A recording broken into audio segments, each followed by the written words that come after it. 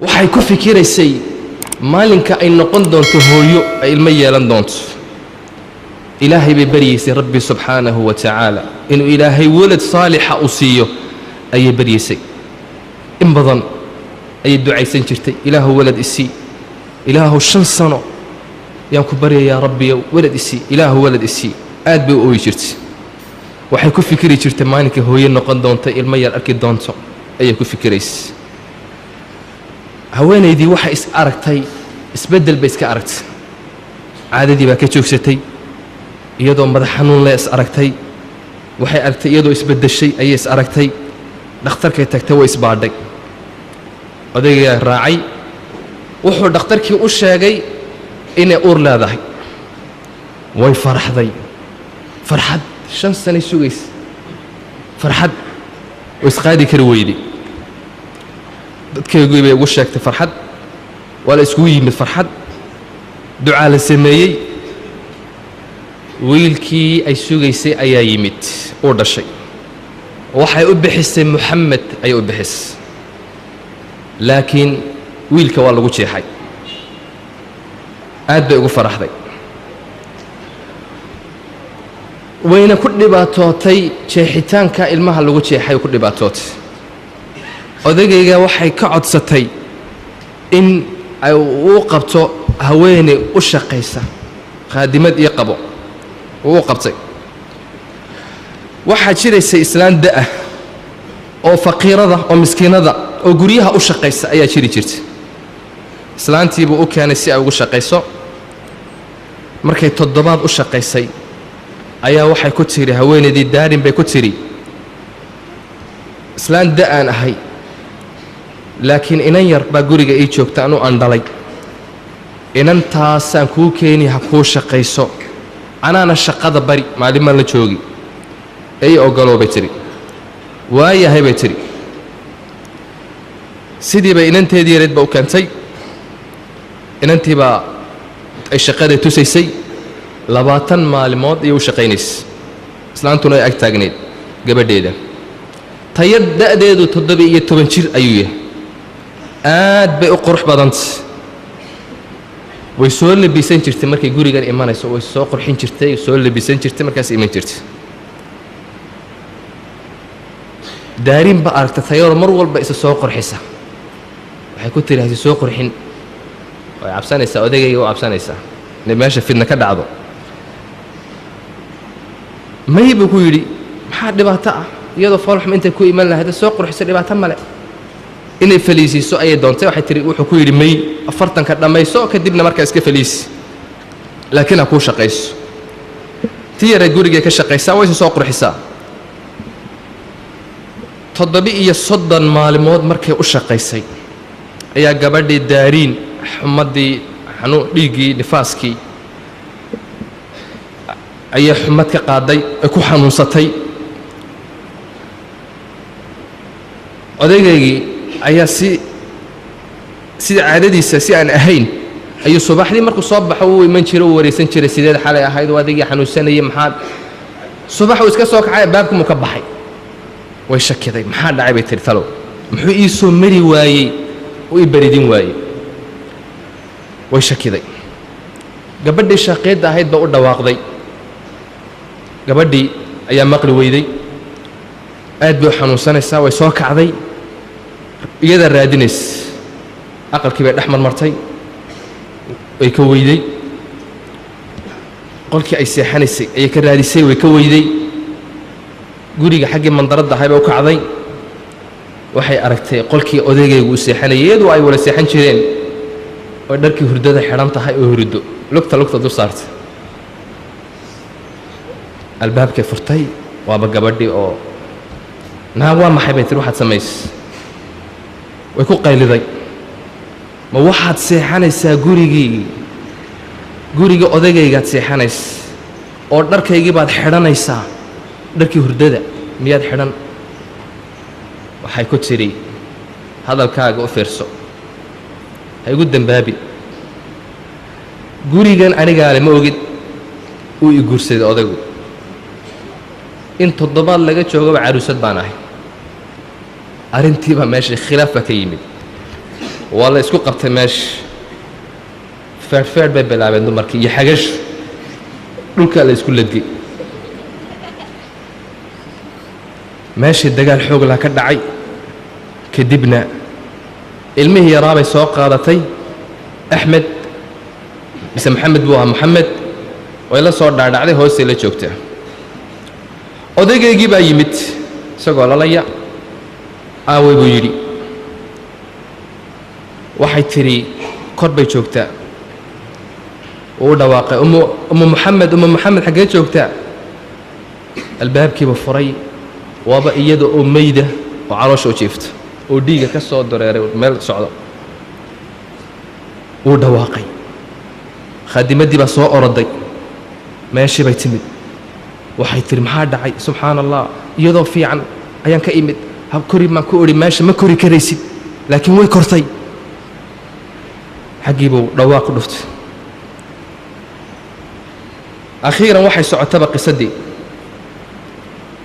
dadkii jaarkaa yimid dhakhtarkaa loola orday dhakhtarkii wuxuu sheegay inay dhimatay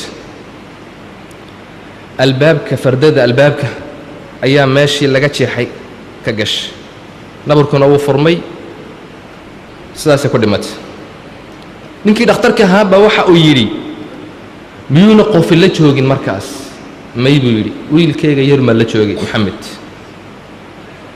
waa qadar ilaahay baa la yidhi saasaa lagu aas 3 maalmood kadib markii la aasay ayuu reerkoogii ayuu u dhawaaqay gabadha xaaskiisan dhintay uu ogeysiiyey gabadhiina way dhimatay ee kaalaya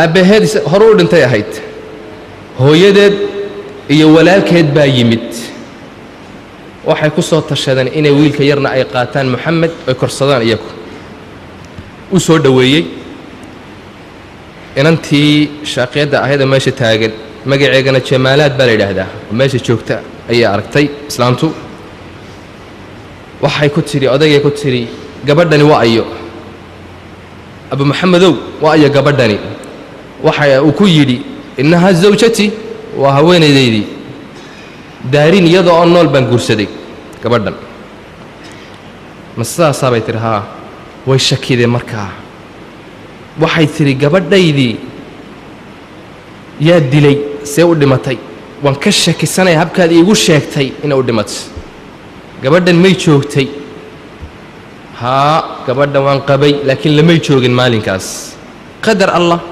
dushay fuushay albaabka jeedhay naburkaasaa ku furmay gabadhi yareed bay eegtay caruusaddii jadiidka ahayd waxay tidhi maxamedow i dhegayso idaa kaanat alxaqiiqatu ikhtafat can almakhluuq xaqiiqadu hadday ka qarsoonaatay makhluuqan ay ka qarsoon tahay xaqiiqadu falan takhtafii can alkhaaliq ilaaha khaaliqa ah ka qarsoonaani mayso weligaa ilow dembigan mow u male in la iska iloobay laakiin ilaahay iloobi maayo waa ku daba soconi arrintaasi ogow abu maxamed uma aaba yeelin arrintaas waxa uu yidhi kullu insaanin ya'khudu nasiiba qof walba nasiibkiisuu qaadan way dhimatay nasiib abu maxamed waxa uu doonay inuu sharaab iyo u shubo oo iska diiday islaantii way xanaaqsan tahay waxay tidhi ilmahan korsanayna annagaa kaxaysanayna waa yahay buu yidhi waxa uu ku yidhi bishii walba masruufkan keeni may bay tidhi annagaa korsanaynaa adeerkii ayaa wiilka qaaday way baxeen haweenaydii shaaqiyadda ahayd jamaalaad la odhanayay gurigii viilada ahaa ayay ku nimcaysataa oo ku dhex noosh marna dushay tagtaa marna hoos nolol fiican ayay ku noosh faqiirnimadii way ka raysatay xaalkeegu wuu wanaagsanaaday sanad kalaa soo maray si wanaagsan sanad kalaa soo maray si wanaagsan carruur bay u dhashay 8 wiil iyo 3 hablood ayay u dhashay waa imise 11 ayay u dhashay maalin walba qurux baa u biiraysay miskiinad bay ahayd faqiirada oon waxba haysan nimcad bay soo gashay laakiin dembigu ma yara ilaahay addoonkiisa waa u kaadiya markuu qabtana kama siibto iyadoo oo nimcadda ku nool ayaa odagayga waxay ku tiri waxaan doonayaa inaan soo yaro dalxiisno in yar hawadaan soo yaro bedelaynaa magaalo kale nagee aan soo yaro dalxiisno waayahay buu yidhi baabuur buu ku qaaday weyn iyada iyo carruurteedii oo dhan 11kiiba isagaana ku waday baabuurkii baa la qallimay gebigood waxaa ka badbaaday iyada iyo wiilkaygii weynaa ee curadka ahaa bes intii kale way ku dhinteen iyadii lafta dhabarka ayaa jabtay wiilkaygiina iyo gacanta iyo meeluu ka jabay laakiin waa iska fayowya markii ay soo miyirsatay ayaa waxay ogaatay in carruurteedii inankaas uu ka nool yahay 10kii kale inay dhinteen ayay ogaatay iyadiina waxaa ku dhacay dhinac baa baktiyey baralisiya baa ku dhacay 3 sano ayay dhakhtarka ku jirtay wiilkaygii 2 bilood buu ku jiro ka soo baxay noloshiiba hadda ku culusaatay waa la bilaabay dembigii baa bilaabay waxay ku socotaa waa kursi yaa lagu wadaa dadka laxaad kale kursiga ay raacaan ay ku fadhiistaan ayay ku socotaa wiilkeegii ayay ku tiri ii kaale dhakhtarkan ka soo baxe baabuur buu soo kaxaystay isagana waddada markuu soo socdo baabuurkii la rogmaday isaguna waddaduu ku soo dhintay wax u yimaada way weyday waa keligeed laakiin lacag baa leedahay la soco dhakhtarkii ayaa reerkoogii bay raadiyeen aabbaheed iyo walaalkeed baa yimid si ay u qaataan waxaa yimid moxamed maad garanaysaan moxamed waa wiilkii oo odagayga uu dhalay ayaa yimid si dhaxalkii aabbihii uu uga qaato waxaa la socotay macoydii ayaa la socotay islaantii dhashay daariin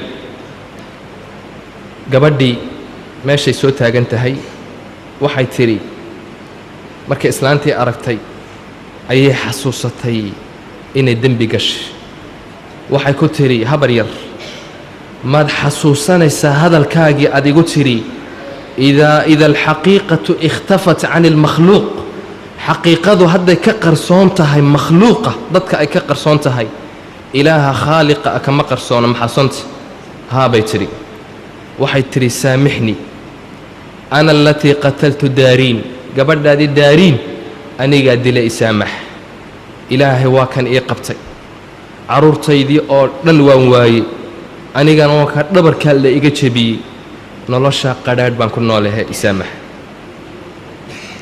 islaantii way oyday waxa ay tidhi ilaahay nolol xun ha kugu noolaysiiyo aakhirana ha kugu cadaabo waxa ay tidhi odagaygii waan waayey awlaadaydii waan waayey shabaabnimadaydii iyo caafimaadkaygii waan waayey in yarum isaamax islaantii iyadoo cadhaysan oo ooyeysa ayay ka baxday jamaalaad xaggii bay reerkoogii la joogtay aabbaheed baa dhintay walaalkeed ayaa u hadhay lacagtii yaraydee soo dhaxashayna isagaa ka qaatay khamru ku cabbay uu ku sinaystay isagiina akhiiran suxun buu u dhintay jaarka ayaa lacag u soo ururin jiray sadaqaddaa la siin jiray jamaalaad keligeed ayay ku nooleed maqsin yar oo cidhiidhiya cidlay ku dhimatay waxaa lagu gartay dhimashadeedii meydkeegii ayaa meesha ku qurmay markaasay jaarkii uriyeen meydkii cadaabka aakhirana waa ka daran yahay dembigu waa sidaa ilaahay rabbi subxaanahu wa tacaala uu kuu kaadin laakiin maalinka uu ku qabto rabbi ku naxariisani maayo waad iska noolaan waxoogaa waad iska jiri laakiin maalinka ilaahay rabbi subxaanahu wa tacaala uu ku qabto ka fakan kari mayse waa xaqiiqo waa qisad dhaba ma aha khayaal ma aha